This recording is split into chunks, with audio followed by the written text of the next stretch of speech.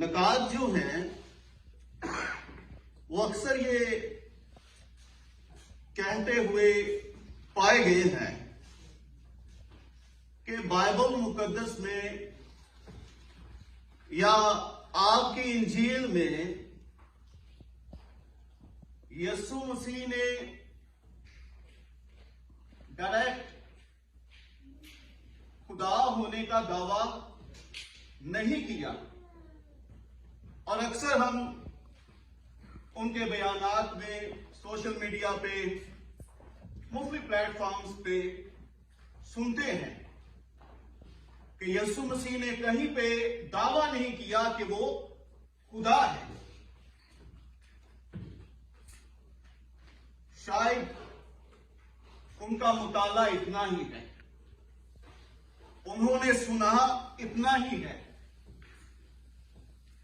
اگر وہ بائبل کو پڑھ لیں اور اناجیل کا بغور مطالعہ کر لیں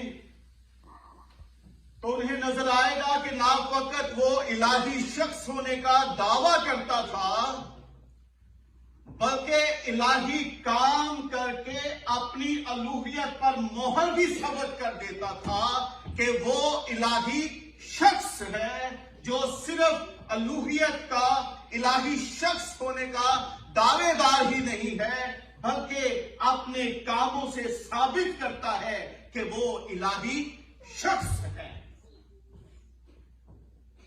اور مذکورہ حوالہ بھی جس کا ورد ہوا ہے ہمیں یہی بتاتا ہے۔ یسوع مسیح نے یہودیوں کو کہا کہ میری بھیڑیں میری آواز سنتی ہیں، میں انہیں جانتا ہوں اور وہ میرے پیچھے پیچھے چلتی ہیں۔ حزقیہ 34 میں خدا نے کہا تھا کہ وہ اپنی بھیڑوں کو خود چلائے گا، وہ اپنی بھیڑوں کی خود پاسبانی کرے گا، گلہ بانی کرے گا۔ تو جب یسوع مسیح کہتا ہے کہ بھیڑیں اس کی ہیں، قوم اس کی ہے، وعدے کے فرزند اس کے ہیں، تو وہ اس بات کا دعویٰ کر رہا ہے کہ وہ الہی شخص ہے، حزقیہ 34 والا جو بھیڑوں کا اچھا چرواہا ہے، اور بھیڑیں اس کی آواز کو سنتی ہیں اور اس کے پیچھے پیچھے چلتی ہیں۔ اور پھر کہتا ہے میں انہیں ہمیشہ کی زندگی بخشتا ہوں۔ کیسی زندگی؟ ہمیشہ کی زندگی، نہ ختم ہونے والی زندگی۔ یہ جو ہے بھیڑوں کے لیے تسلی کی بات ہے، ان کی نجات جو ہے وہ لاس نہیں ہو سکتی، وہ ہمیشہ کی زندگی کے لیے بلائے گئے ہیں۔ اور پھر کہتا ہے کہ وہ ابد تک کبھی ہلاک نہیں ہوں گی، ان کی عاقبت محفوظ ہے، وہ موت کے لیے نہیں ہے، وہ موت سے نکل کر زندگی میں آگے ہیں کیونکہ خدا کے بیٹے پر ایمان رکھتے ہیں۔ اور پھر کہتا ہے کوئی انہیں میرے ہاتھ سے چھین نہیں سکتا۔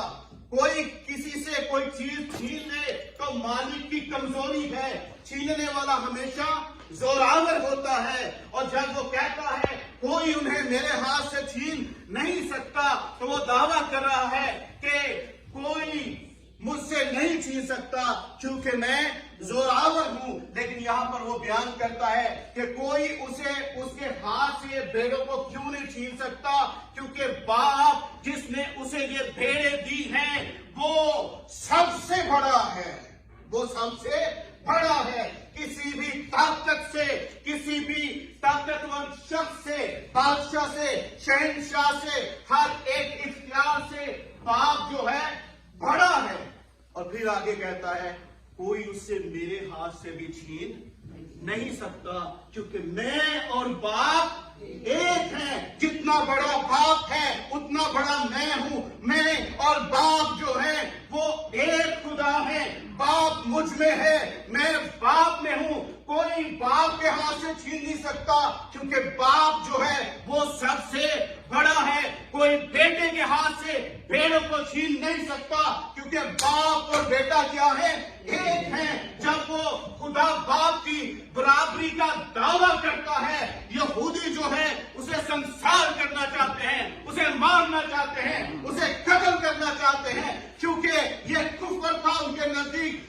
शरीयत के मुताबिक ऐसा शख्स जो दावा करे वो संसार करने के काबिल है, उसे मारा जाए। चुनाचे वो उसे मारने की कोशिश करते हैं, क्योंकि यीशु मसीह ने इलाही दावा कर दिया है। यीशु मसीह ने इलाही दावा कर दिया है।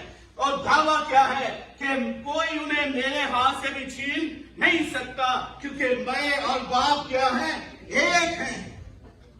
लोग बहुत डरते हैं अपनी निजात के लिए, 666 के लिए, महाज मसीह के लिए, कि शायद कोई जबरदस्ती मोहर कर दे। नहीं, कोई छीन नहीं सकता। अगर कोई मेरा माल छीनेगा मुझसे जोरावर होगा, और खुदा का माल कोई खुदा से छीन नहीं सकता, उससे बड़ा कोई भी नहीं है। तो ये दावा था खुदा का, यीशु मसीह का, कि वो और बाप क्या है, एक हैं। सुनने वाले सामईन यहूदी जो बहुत बड़े तौहीद परस्त थे, बात को समझ गए, उन्होंने उसे संसार करने के लिए पत्थर उठाए।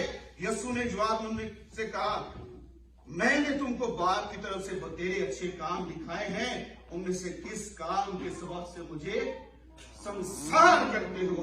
उन्होंने कहा, अच्छे कामों के सबब से नहीं, तेरे मौजूदात की वजह से नहीं, बल्कि किस लिए तू आदमी होकर अपने आप को खुदा बनाता है। तू आदमी होकर अपने आप को खुदा बनाता है, इस सबब से हम तुझे संसार कर रहे हैं। यीशु मसीह बड़ी अहम बात कहता है। वो कहता है कि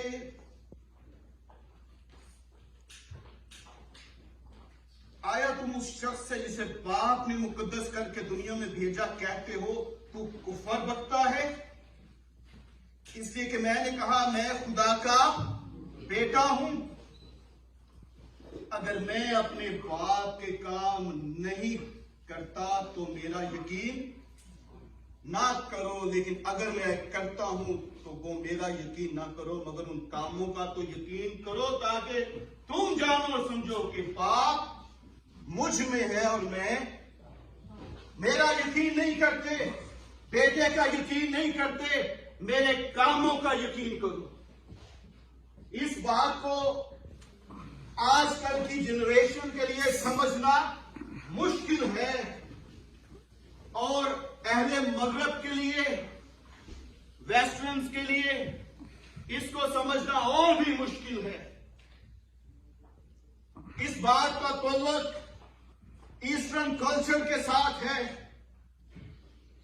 कि बेटा बाप के काम करता है।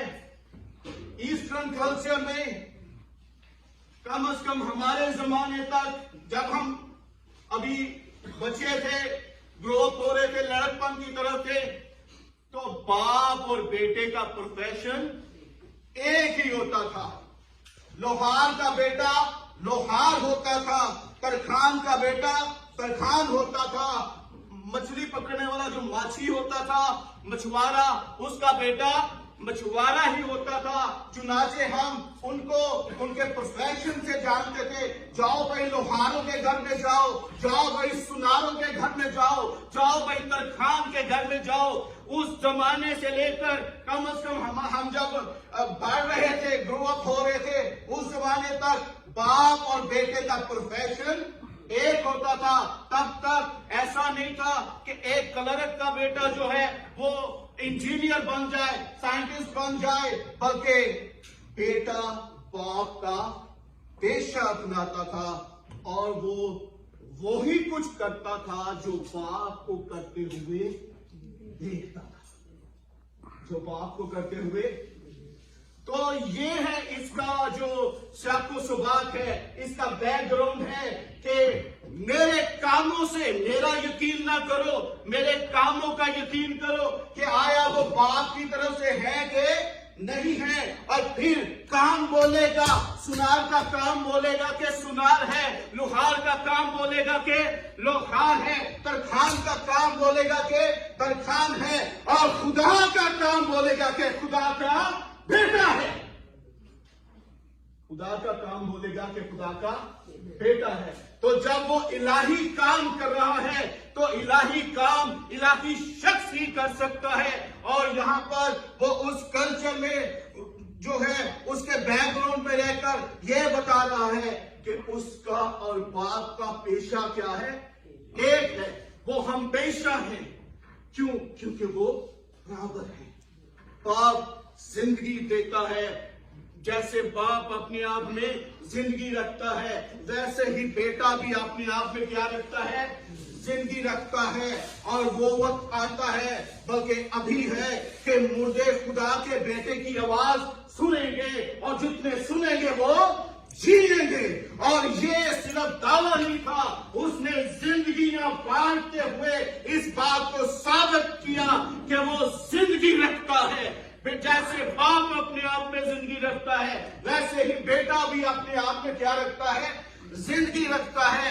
اور بیٹے کو زندگی بخشنے کا کیا ہے؟ اختیار ہے. بلا شبہ یسوع مسیح سے بیشتر ایسے انبیاء گزرے جنہوں نے مردوں کو زندہ کیا, لیکن ہم جانتے ہیں کہ وہ خود موت سے شکست کھا گئے. چنانچہ الیشا کو وہ مرض لگا کہ وہ مر گیا. لیکن یہ وہ ہے جو موت پہ فاتح ہوا, کیونکہ وہ موت پر کیا رکھتا ہے؟ اختیار رکھتا ہے. اسے اپنی جان دینے کا بھی اختیار ہے اور اسے واپس لے لینے کا بھی اختیار ہے. تو یوحنا بتاتا ہے کہ یسوع مسیح باتوں سے ہی نہیں اپنے کاموں سے بھی الہی شخص تھا. اپنے کاموں سے بھی الہی شخص تھا. چنانچہ وہ بتاتا ہے یوحنا کی انجیل اس کے 6 باب میں یسوع مسیح کی الوہیت کے بارے میں مزید وہ کہتا ہے جب وہ جھیل میں ہوتے ہیں. یوحنا کی انجیل اس کا 6 باب اور اس کی 16 سے 21 آیت وہاں پر لکھا ہے, پھر جب شام ہوئی تو اس کے شاگرد جھیل کے کنارے گئے اور کشتی میں بیٹھ کر جھیل کے پار کفرنہوم کو چلے جاتے تھے. اس وقت اندھیرا ہو گیا تھا اور یسوع ابھی تک ان کے پاس نہ آیا تھا. اور آندھی کے سبب سے جھیل میں موجیں اٹھنے لگی. اور جب وہ کھیتے کھیتے 3-4 میل کے قریب نکل گئے تو انہوں نے یسوع کو جھیل پر چلتے اور کشتی کے نزدیک آتے دیکھا اور ڈر گئے. مگر اس نے ان سے کہا, میں ہوں, میں جو ہوں سو میں ہوں. کون ہوں؟ میں ہوں, ڈرو مت. بس وہ اسے کشتی پر چڑھا لینے کو راضی ہوئے. فوراً وہ کشتی اس جگہ جا پہنچی جہاں وہ فوری طور پر موجزانہ طور پر کشتی اس جگہ پر پہنچ گئی, ڈیسٹینیشن پہ پہنچ گئی جہاں پر وہ پہنچنا چاہتے تھے. یسوع مسیح کے کشتی میں قدم رکھتے اس نے کہا, میں ہوں, ڈرو مت. ایوب کی کتاب جو ہے وہاں پر لکھا ہے, ایوب کی کتاب اس کا 9واں باب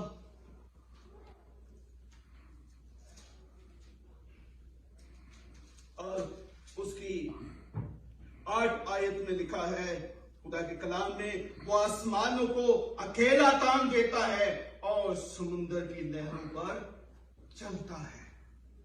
وہ آسمان کو اکیلا تان دیتا ہے اور سمندر کی لہروں پر چلتا ہے. کون؟ خدا چلتا ہے. یوحنا جو ہے وہ اس کا پانی پر چلنے کا معجزہ جو ہے وہ بیان کرتے ہوئے بتاتا ہے کہ وہ کیا ہے؟ خدا ہے.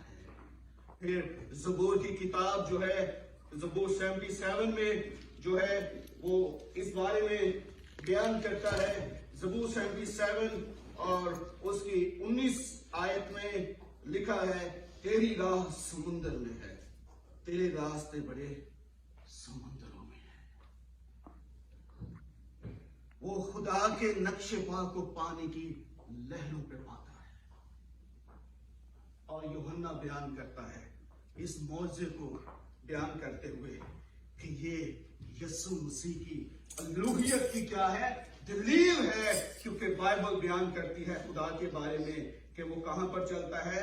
سمندر کی لہروں پہ چلتا ہے. اور اس سے بھی مزیدار حوالہ جو ہے وہ ہمیں زبور کی کتاب میں ملتا ہے. ज़बूर 107 में हमें मिलता है, उसकी 28 आयत से 30 आयत में लिखा है, तब वो अपनी मुसीबत में खुदा उनसे फरियाद करते हैं और वो उनको उनके दुखों से रखाई बख्शता है। वो आंधी को थमा देता है, वो आंधी को थमा देता है और लहरें माकूफ हो जाती है। तब वो उसके थम जाने से खुश होते हैं, यूं वो उनको बंदरगाह मकसूद तक पहुंचा देता है। ये है वो खुदा। जब वो आंधी से घबरा रहे थे, तूफान से घबरा रहे थे, झील की लहरें उन्हें परेशान कर रही थी, अपनी मुसीबत में उन्होंने खुदावन को पुकारा, खुदावन ने उनकी सुनी, उसने आंधी को डांटा, हवा को डांटा और अमन हो गया। क्या हो गया? अमन हो गया।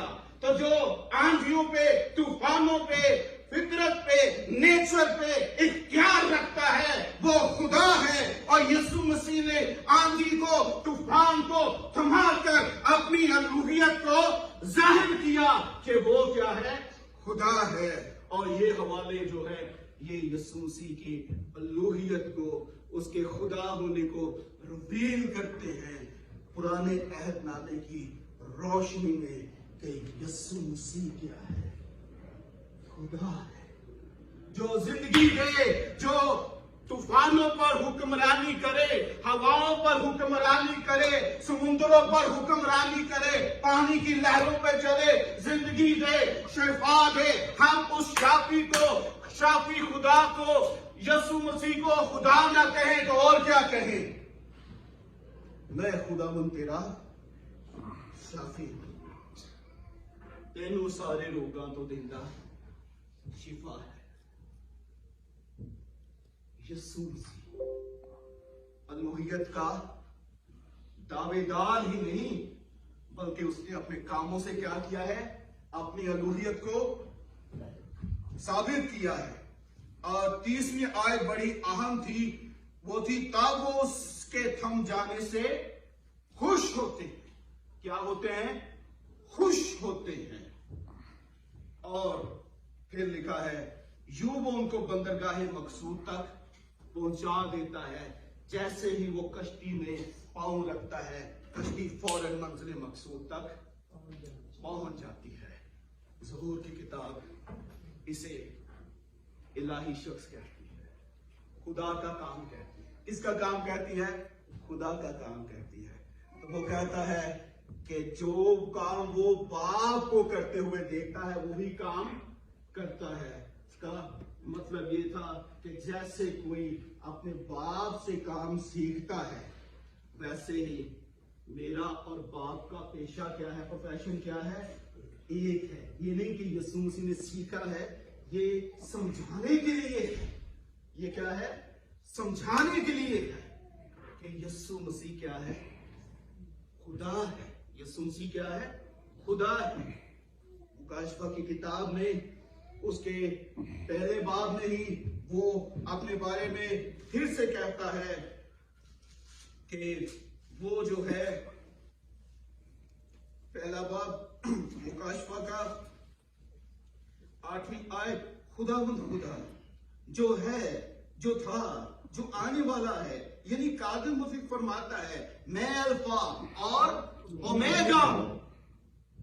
और मुकाशफा के इख्तिताम में भी, आखिरी चैप्टर में भी कहता है कि वो जो है वो अल्फा और ओमेगा है, वो अव्वल और आखिर है, वो इब्तिदा और इंतहा है। इसका ये मतलब नहीं कि यीशु मसीह सब कुछ है। मैंने बहुत बड़े बड़े प्रीचर्स को देखा है कि वो इसकी इंटरप्रिटेशन जब करते हैं तो कहते हैं कि इसका मतलब है वो सब कुछ है, लेकिन असल में इसकी जो जड़ें हैं वो पुराने अहदनामे में है, जहां पर यशायाह की किताब उसके 48वें बाब में यहोवा खुदा जो है वो कहता है कि वो अव्वल और आखिर है। He is the first and the last। इसका मतलब यह है कि मुझसे पहले कोई खुदा नहीं हुआ है और मेरे बाद भी कोई खुदा नहीं होगा, क्योंकि हमेशा से हमेशा तक मैं ही खुदा हूं। उस वक्त में बनी इस्राइल जो थे